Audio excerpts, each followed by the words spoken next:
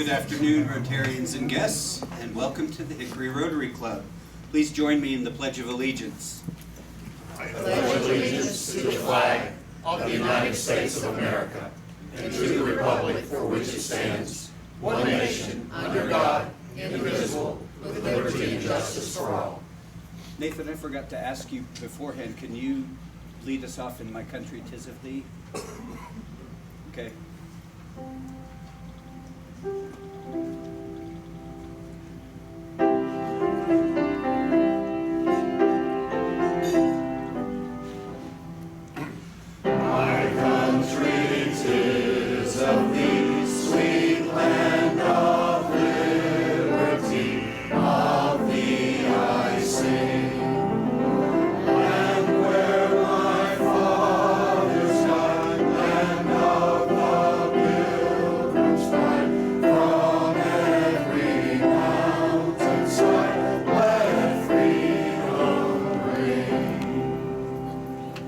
John Bates has our invocation. Let us pray. Oh God, we thank you for all of your many gifts to us, for the strength you give us to bear the difficulties. It's hot, it's dry, and we're uncomfortable, but you give us the strength to go through that. Help those people that are not as strong, that have more difficulty. Help us in these times where so much is going on to avoid the fear and the hate and to concentrate on what is the truth, what is fair to all concerned, and what is beneficial. Amen. All right, and you may be seated. We do have a song of the day, but you don't have to sing it. This beautiful lady, Vicki Ryan, is here, accompanied by Nathan Hefner. Vicki's doing a cabaret show this weekend in town, bringing it back. It's a show that originated in Hickory, and she's been living in Baltimore for a while. So, Vicki Ryan, ladies and gentlemen. Hello. Before I get started, I just want to let you know that Stages is about our childhood dreams, how they determine where we fit in life, what happens when we try to resist them. It's a musical comedy cabaret, and I hope to see you in the audience either Friday or Saturday night. Thank you.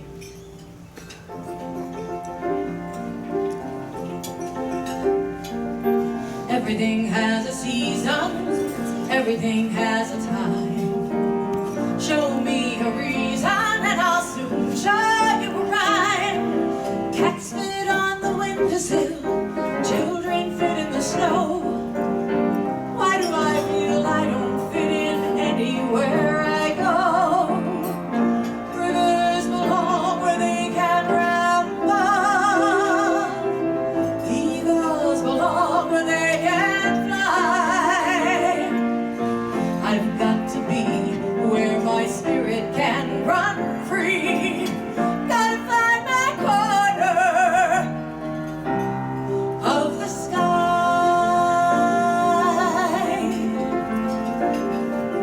Every man has his daydreams, every man has his goals. People like the way dreams have of sticking to their souls. Thunderclouds have their lightning, nightingales have their song. Don't you know I want my life to be something more than long? Rivers belong where they can ramble. Eagles belong where they can fly. I've got to be where my spirit can run free. Gotta find my corner of the sky. So many men seem destined to settle for something small, but I won't rest until I know I've done it all. So don't ask where I'm going, just listen when I'm gone. Far away you'll hear me singing softly to the dawn. Rivers belong where they can ramble. Eagles belong where they can fly.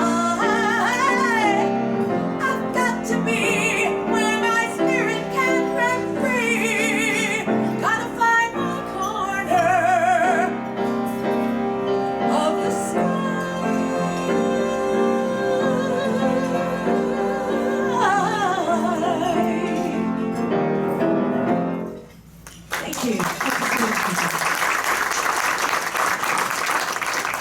Thank you, By the Vicki. way, Nathan Hefner. Yay, Thank you, Vicki. You have information on the dates and times of the show on your table. Jan Bowmiller has our visiting Rotarian. Today we'd like to welcome from Lake Hickory Rotary Club, welcome from Lake Hickory, Floyd Lucas, Jim Whitworth, and Wayne Powell, and from the Newton Conover Club, George Moretz. Thank you, Jan.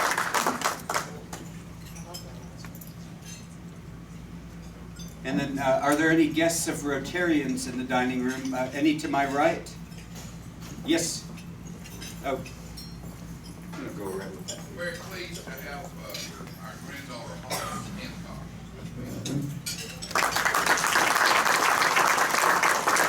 Down the center.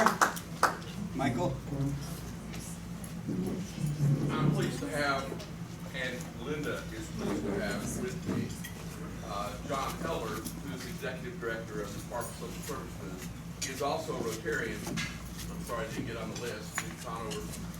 He's a great guy. Served a couple wards with him.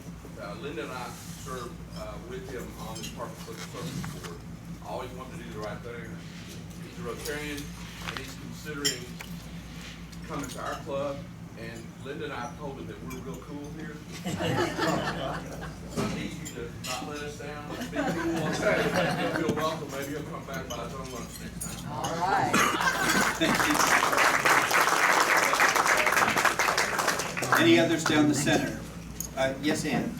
Well, I wasn't smart enough to bring a guest, so our new president provided a guest for me. And that, Brian Sexter, if you would stand up, he's the one that does this for the wonderful music that we just heard. Special audience. That's it.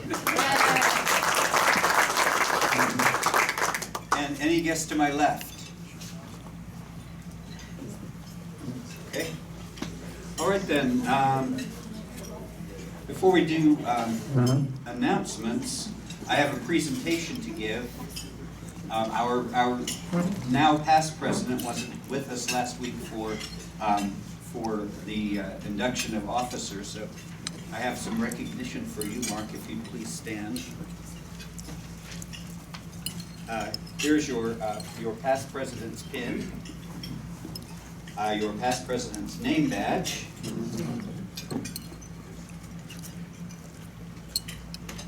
and a plaque for outstanding leadership and dedication as president for 15-16.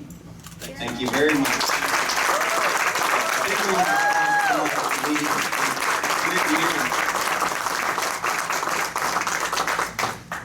Helping negotiate the constitutional crisis that resulted in my being president. Do we have any announcements from the floor? And don't forget that this, the announcements mean a $1 donation into the park bucket. Mitzi has something to tell us. Something very important. We don't get a chance often to honor particular Rotary board members or past board members or members, but there's a way that you guys can do that on Friday night, and that is to make a donation to Habitat for Humanity so that Charles Young can kiss a cow in front of everybody at the Crawdad Sanctuary. So it's on our website. You can see me personally, but Charles is anxiously looking forward to this, so we want to make sure that we can bring this home for him. Thanks. Thank you. Thank you. That beats getting slapped in the face. Any other announcements? Yes, Susan.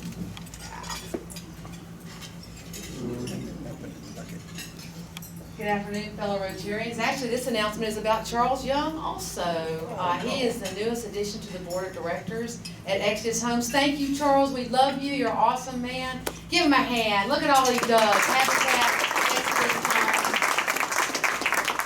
Susan, congratulations, Charles. Other announcements? There's a glare from the windows. I can't quite see. All right, thank you. Oh, I had one other announcement. I'd like to thank the Rotarians who came out Saturday to the Harper House Hickory History Center for Rotary Family Day and visiting the exhibit on the Miracle of Hickory. Tara Bland made us some great signs for collecting donations, and we collected $18 that day for Polio Plus. And now Bobby Bumbarger has our sunshine for today.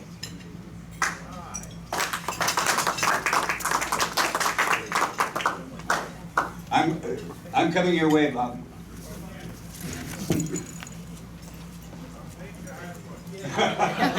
All right. Thank you. One question I had, does the cow know about this thing?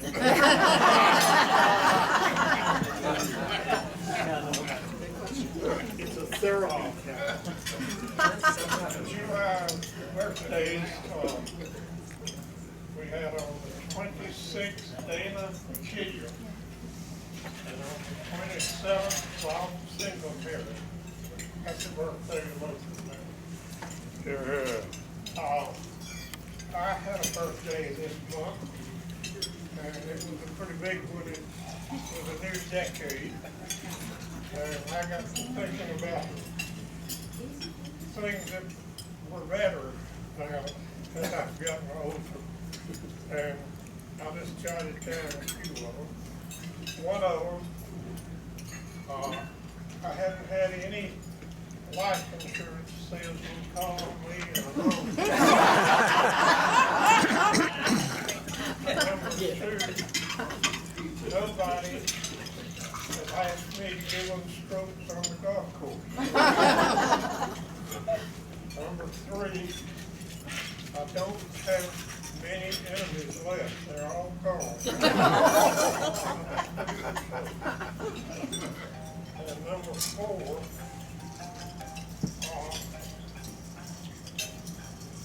I haven't had any brokers tell me that they have a stock that's guaranteed to double in 10 more years. I don't have any of those. Now, I did have one problem that bothered me. Most of you know these former members, but I used to play golf with a lot of people, and I was thinking of Kieran Hunsucker and Jim Houston, Tom Maxwell, and of course the inimitable Earl Roberts. And all of them have been gone for a while, and it bothers me because they're all were sterling characters, and I know they've all gone to heaven. And I think they're up there sitting around talking about me. They're all up there saying, well, I guess Bobby didn't make the cut.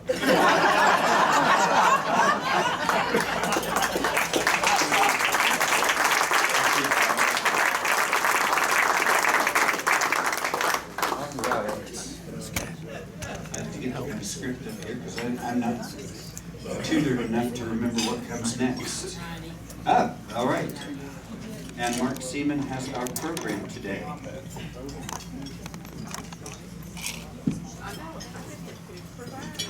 Thank you, President John, and I promise this is the last time you're going to see me up here for a while.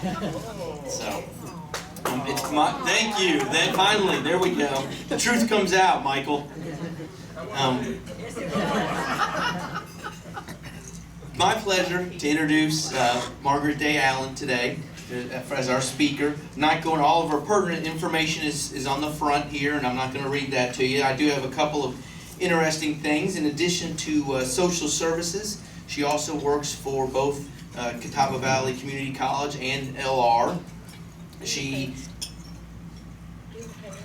in the past, not anymore, okay, in the past.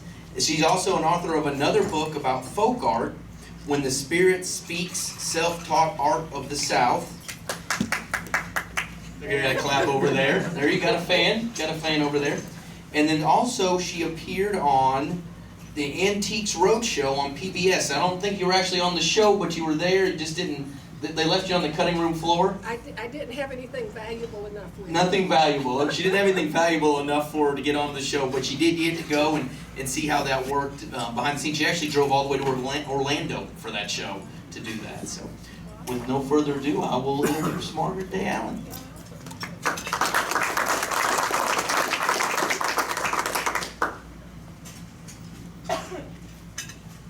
Thank you. I'm gonna walk over here to the computer because I did bring a slideshow.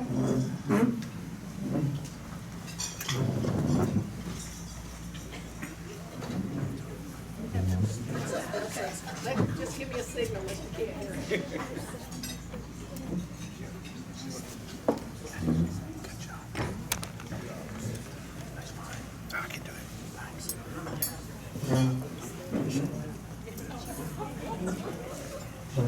Okay, can you hear me?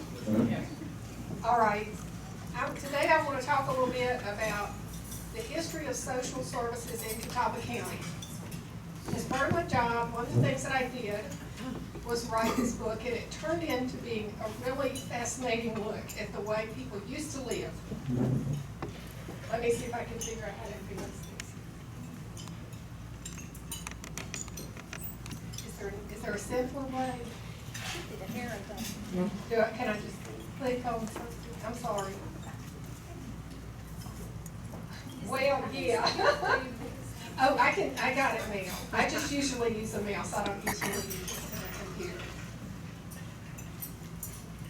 Well, I did not start at the beginning of the social services department. I started at the beginning of the county in 1842. And the reason was, you can better understand what we have now if you contrast that with what we had in the beginning. And taking care of the needs of poor people has always been something that the county's been involved with. That they did it in very different ways in the early days. One of the ways they did it, before there was a welfare department, and surprisingly to me, for about 100 years in this county, we had a poorhouse. Now, a lot of young people don't even know what that means, but it was called euphemistically the county home. So if you know where County Home Road is, that's where it was. It's out there, it was out there where Sykes Orchard Home is today. And here is a newspaper article that was done in the 80s. These are the best pictures I could find.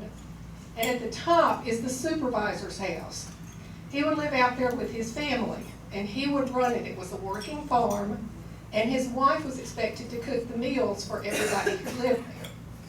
In the middle is one of the cottages where the people who were sent there or who went there lived, and it was divided in half so that there would be 1 or 2 people on each side. There could be more if it was really crowded.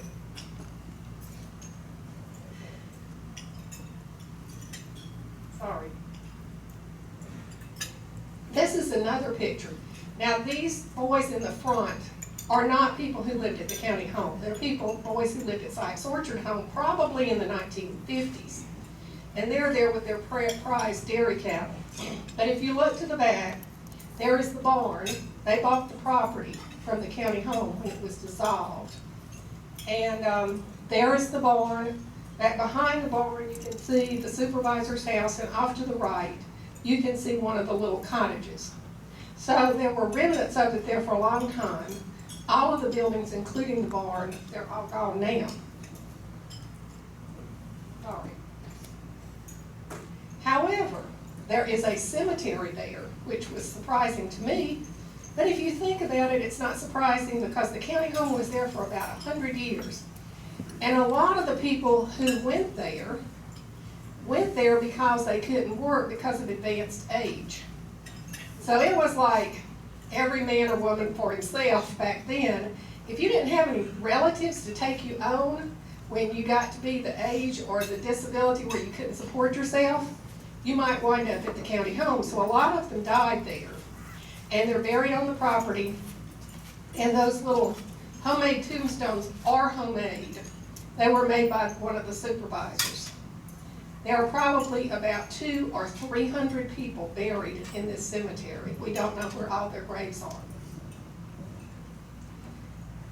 another way, this picture doesn't really illustrate the point, but it was the best I had. Another way that people would take care of impoverished children or children from very poor families, usually children where the father had died and he hadn't left a lot of money to support his family, they could be indentured. Now, I had heard of indentured servants, but I had never heard of indentured children. But it was very common for a long time. If the family couldn't support the child would be sent to live with an unrelated family, and they would be basically their servant until they reached adulthood. Then they were free to go and live out their lives. This picture, however, was taken in a cotton mill in Newton in 1908. So you see that child labor was pretty common everywhere at that point in time. Now, one of the things that really influenced government involvement in social work was the Civil War. Because if you think about it, a lot of the men went off to war, they were killed, didn't come back, or they were seriously injured. And so if they came back, maybe they couldn't continue to run their farms. So you had a whole bunch of very poor widows and orphans who couldn't support themselves. So at that point, things, the government response got to be a little bit more in taking care of them. At this point in time, it was primarily the county, and to a certain extent the churches. But they couldn't take care of a long-term case. One of the solutions to poverty was actually the Industrial Revolution, because some of the earliest industries here were these cotton mills, and they would employ women and children. So a whole lot of people moved from their farms into mill villages, and sometimes it was the whole family, sometimes the father was still alive, but they just couldn't make it on the farm anymore for some reason. They would move to the mill villages, and they could rent a house at a very reasonable cost. And in the early days at least, everybody in the family worked in the mill. Now, by the early 20th century, people were beginning to question some of these solutions to poverty. They were thinking, sending people to the county home and expecting them to work when they were like 70 years old, that probably wasn't a really good plan. Indenturing children to somebody who might not be very kind to them, that might not be a good idea. But anyway, it took a long time for those solutions to change. But the state got involved. In 1919, they passed a law saying that every county had to have a director of welfare. This was our first one, Charles E. Hefner. He was a local politician. He was the mayor of a town that doesn't exist anymore called Highland. It later merged with Hickory. And he was a grocery store owner. So he probably did this job part-time. Now, our second director was a woman named Stella Price. And she was really gung-ho. She was not a political appointee. She had come from a very humble background herself, and she had a real zeal for helping the poor. She served from 1925 to 1929. One of her big projects was instigating the building of a TB hospital for children. Now you might think, TB, we don't worry about that too much now. It was probably the most dreaded disease of history up until the point when antibiotics were discovered. So the only treatment for TB was you could go to a sanatorium and you could rest, get plenty of fresh air, and eat a healthy diet, and maybe your immune system would ramp up and you would get cured. The problem was you were highly contagious, but it could go into remission, and then it could come back at any time in your later life. So she held a clinic. There was no health department, but she was a former school teacher. So she held a clinic for children who might have been exposed to TB, and she found an alarming fact: 22% of the children tested had been exposed to TB. Well, everybody got extremely alarmed, and the county built this TB hospital, and she was largely the one that instigated it.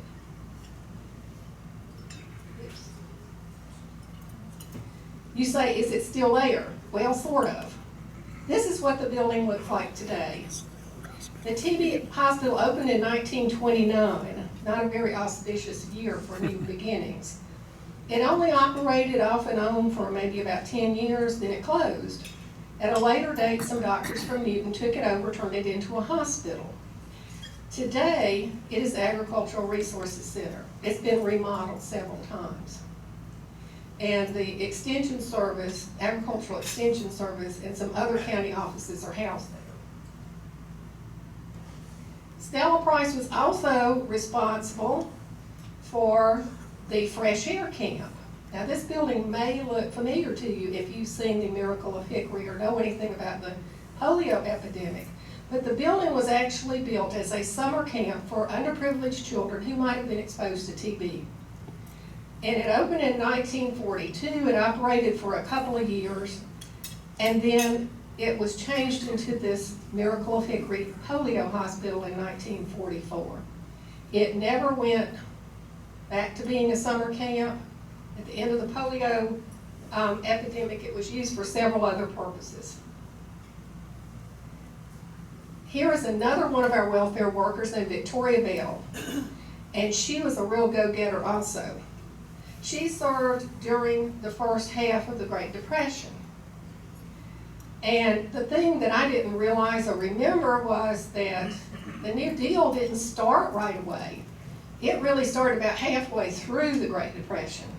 So people were really in need a long time before then, and the local government and the state government didn't have enough money to help them out. So she realized this, but being a resourceful person, she rallied the community. She kept asking for donations for families that were really struggling, and she, along with the Agricultural Extension Service, encouraged families to grow vegetable gardens, can the produce, that way that would help that family, sell or give to poor people any excess canned goods. So that was one of her strategies for dealing with the situation. This is a picture that was taken before the Great Depression, but it's kind of interesting. This is a group of home extension agents learning home canning at NC State. And the man stooping there is from Hickory. I believe he's the one. Mr. Flowers invented a canning unit that was portable, and this is it. And it's just like a little box, and you have a stove, or you have a fire in the bottom, and this lady is lifting out a pot of boiling water that had canned goods in it. Of course, when the Great Depression hit and we had the Social Security Act of 1935, that kind of changed everything, because that's when the federal government got involved. And that was kind of the beginning of the social work as we know it today. Here's a picture that was taken probably in the 1980s, and it shows people picking up food commodities at the fairgrounds.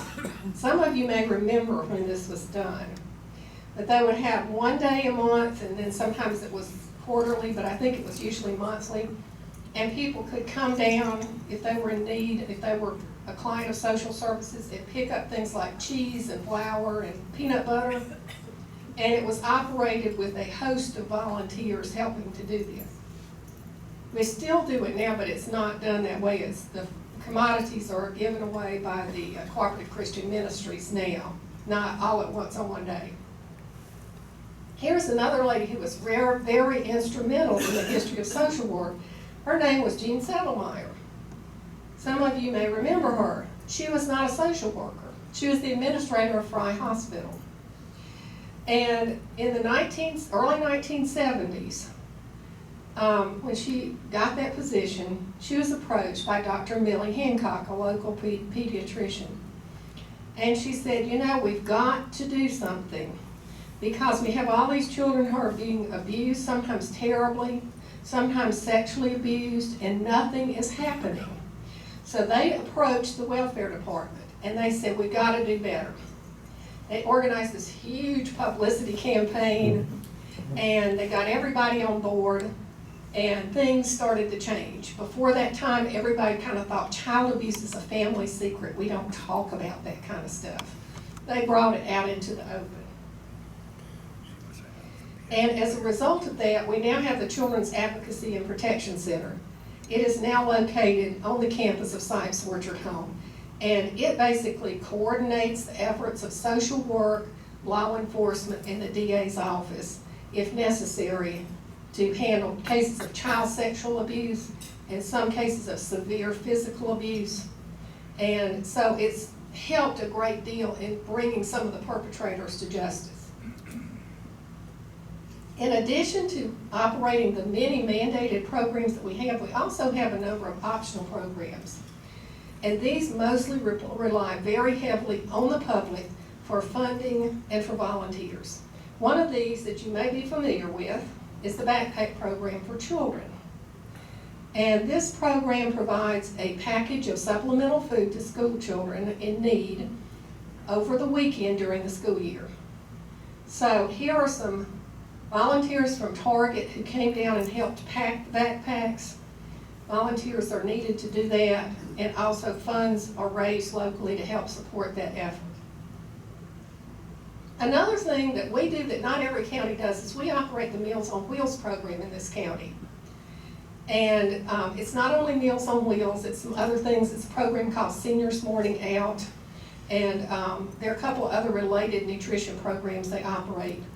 But right now they have a real need for volunteers to deliver meals. They also raise money from the public to help finance this program. And another way that we need the public to help us is by becoming foster parents. And these parents receive training and they take the children, like if they're taken away from their families, they agree to keep those children in a safe and loving home until a disposition of the case can be reached. Like, is the child going back to the family because something's been worked out, or are they going to be put up for adoption? So it's a really tough job, but we need more people who are willing to do it. So finally, let me close by saying there are several things you can do to help us. Number one, report suspected child abuse or neglect. Anytime that you see it, you can call 911 and a social worker will come out right away if it's something serious, like the child is immediately threatened. Law enforcement will respond, and we really rely on the community to be our eyes and ears to tell us when these things are happening. Report suspected adult abuse. Now this is something a lot of people don't know that we do, but we do. If someone is an adult but they are mentally incapable of handling their own affairs, they might be subject to abuse by a friend, a relative. A lot of times it's financial abuse, somebody stealing from them. Sometimes it's physical abuse. But we respond to these cases and try to help these people get into a safe situation. Report suspected fraud. We have a fraud unit, and if you think that someone is not getting benefits for real reasons, if they're defrauding the government for some reason, by all means report it to us. We will investigate it, and if necessary, we'll work with the DA to bring a criminal case if we need to. Volunteer to deliver Meals on Wheels. We're looking for volunteers. That only takes an hour and a half a month. We're also looking for companies that might could organize a team of volunteers. Volunteer with the Backpack Program. This is a very rewarding program to be associated with. Take the Darkness to Light training. And this is something that only takes 2 hours of your time. I will say it's very intense. It takes 2 hours, it's free, and it's a facilitated discussion and information about how to recognize and respond to suspected child sexual abuse. And once you get a certain percentage of the population trained in this program, which in our case would be about 6,000 people, attitudes begin to change. And you see more reports, and you see people, oh, this is how I could have prevented this. This is what I should do now that I suspect. Donate to one of our special funds. I've mentioned several of them. We also have others, like we have a foster children's fund that helps with expenses the government doesn't pay for, and so forth. Today, our department has come a long ways from 1919 when there was only one worker. This is our main building. It's behind Catawba Valley Medical Center. We have about 400 employees. And many of the programs have changed over the years, as you would expect, but our mission remains essentially the same: to strengthen with dignity and respect the quality of life for all citizens through supportive services and advocacy. And I have a few copies of the book here. The proceeds from sales of the book go into our various funds. The book is $20, and I would be happy to sell you one today, but I can't take a credit card. But if you would like to buy one later, they're being sold by the Historical Association in the old 1924 courthouse. Does anybody have any questions? Yes. Margaret, I do, and you may have said it. The site of the old county home there, is it protected in some way? Is it being taken care of? When the county home was closed, which was 1949, which I was surprised it was that late, the property and all of the equipment was sold to Sykes Orchard Home. However, because you can't sell a cemetery, the county still owns the cemetery. But Sykes Orchard Home owns most of it. I think they may have sold off a few parcels. But Sykes Orchard Home was just getting started when the county home was closed, and since it was on adjoining property, they bought all of the county home property, which was a farm. Yes. Margaret, one of the things I remember when I worked at Sykes, we would go prowling through the cemetery in the barn areas, and a lot of those graves are marked like simple rocks. So Yes. you know that? There are a lot of graves that are unmarked, or maybe somebody just put a rock to mark the grave. This is basically because these bodies were unclaimed.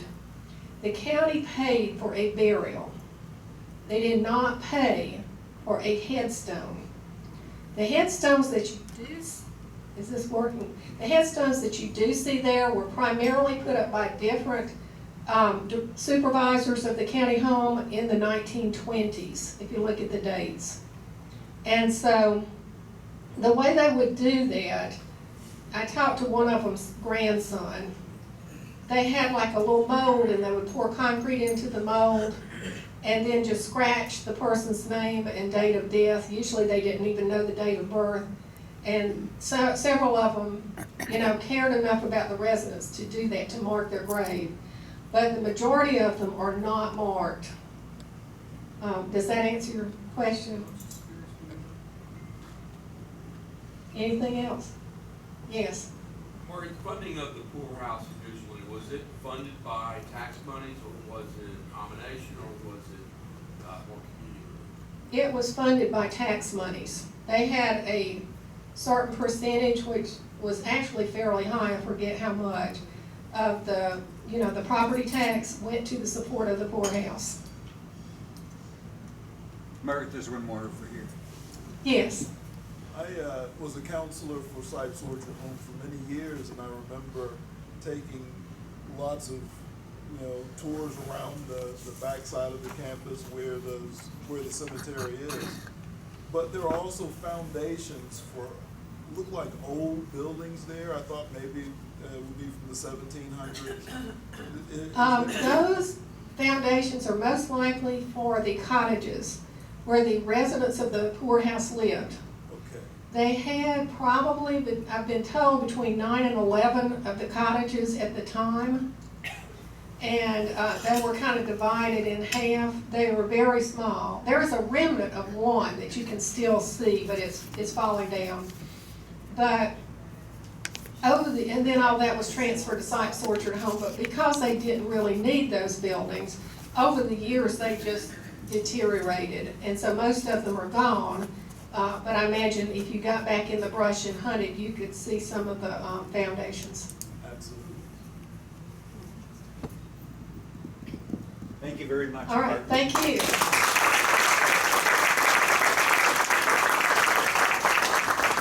All right, before we get to the raffle, I forgot to read this earlier. We have a thank you card. It says, Dear Thursday Rotary, I would like to share my heartfelt thank you for the warm welcome you all extended me over the past month. What a wonderful group of accomplished professionals. Your impact to the Hickory community is powerful, admirable, and immeasurable. Thank you for all that you do together.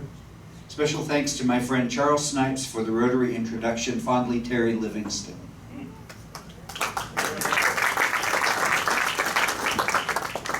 All right, and then Bill Long has our raffle.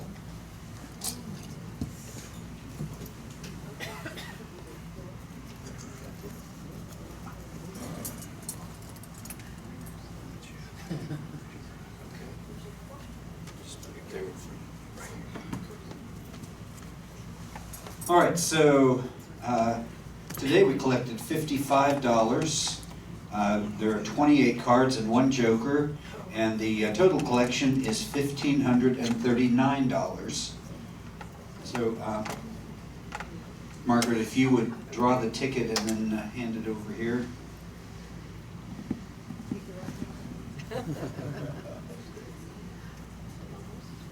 All right. The last 3 numbers are 569.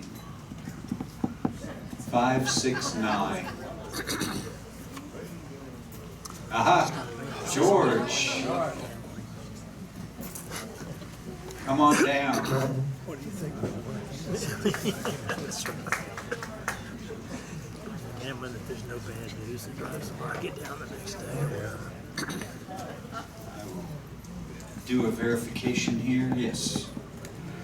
569.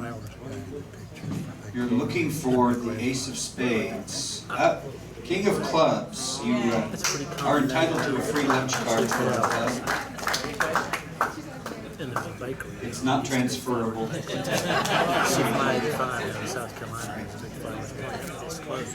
All right. I want to thank all visiting Rotarians and guests of Rotarians for joining us today. I hope you will come back again. Don't forget to go out Friday and help Charles achieve his lifelong dream of kissing a cow. And please remember to put spare change or dollars in your card buckets. And now let us close with the 4-way test. Of the things we think, say, or do, is it the truth? Is it fair to all concerned? Will it build goodwill and better friendships? Will it be beneficial to all concerned?